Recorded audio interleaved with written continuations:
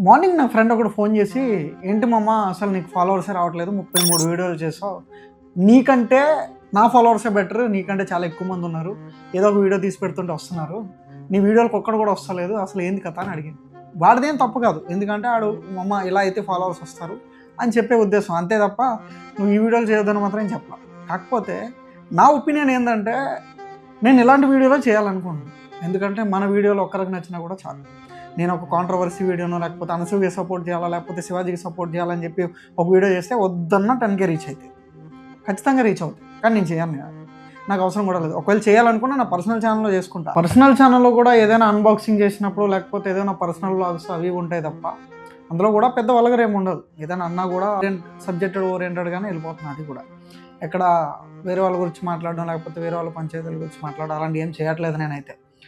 కానీ first time మనకి ఈరోజు ఒక అప్రిషియేషన్ వచ్చింది. నేను ఆఫీస్ నుంచి కింద దిగిన తర్వాత మా ఆఫీస్ అతనే అరౌండ్ 42 ఇయర్స్ ఉంటాయి ఆయనకి.